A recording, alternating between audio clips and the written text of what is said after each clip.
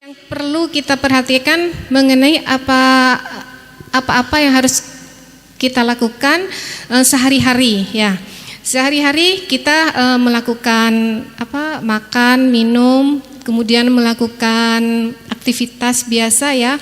Nah, ini yang penting perlu kita lakukan adalah yang pertama adalah mengenai cuci tangan. Cuci tangan ini yang betul dilakukan adalah di bawah air mengalir dan pakai sabun. Nah, mungkin pernah disosialisasikan apa tidak mengenai cuci tangan yang benar, Bapak-bapak? Pernah ya? Mungkin sebagian pernah, sebagian tidak. Cuci tangan yang benar ini dilakukan 6 langkah ya, 6 langkah cuci tangan. 6 langkah cuci tangan mungkin bisa dipraktekkan bersama, kita ragakan bersama ya. Yang pertama adalah contohnya ini ya. Yang pertama gerakannya seperti ini ya. Ya, kita pakai sabun ya, kita pakai sabun. Kemudian kita punggung tangan dibersihkan. Lah, punggung tangan. Nah, punggung tangan dua kanan dan kiri ya.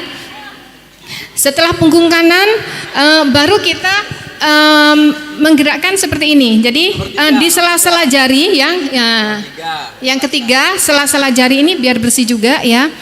Kemudian yang nomor 4 adalah mengunci. Nah, ini gerakan mengunci. Kemudian yang nomor 5 ibu jari. Jadi seperti ini. Jadi ya, ibu jari dibersihkan. Kemudian yang keenam itu ujung jari.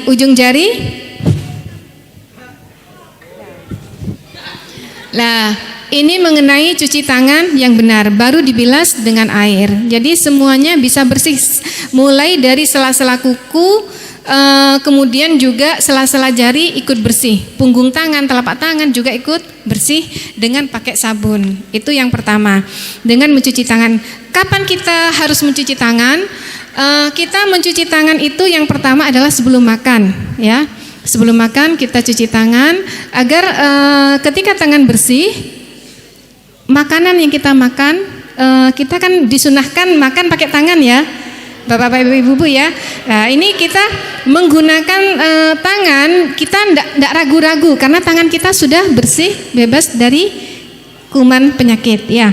Kemudian yang kedua yaitu selama dan setelah menyiapkan makanan. Mungkin perlu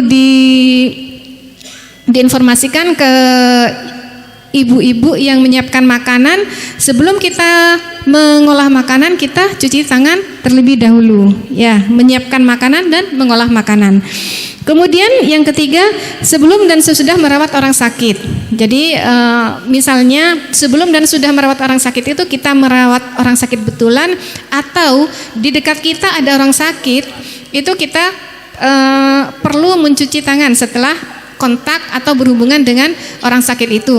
Misalnya di dekat kita ada yang sakit batuk, pilek, kemudian ada yang sakit apapun, sakit mata, atau kita merawat sakit apapun, kita harus mencuci tangan terlebih dahulu sebelum kita melakukan makan atau mengucek-ngucek, termasuk tadi kata yang dijelaskan oleh Dr. Nuril, sebelum kita menyentuh badan-badan kita yang terbuka, yang bisa menimbulkan kuman penyakit bisa masuk, seperti mata, hidung. Kita kan kadang tidak sengaja mengucek-ngucek mata ya.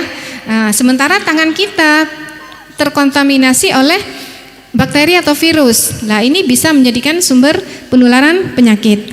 Kemudian sesudah kita ke toilet, cuci tangan itu perlu, terutama setelah buang air besar atau BAB. Itu kita perlu cuci tangan pakai sabun. Karena kalau masih ada tersisa kotoran, ini bisa juga menularkan penyakit ya. Bisa juga ketika kita menceboi anak kecil, kita juga perlu cuci tangan pakai sabun, ya. Kemudian setelah itu bersin dan batuk.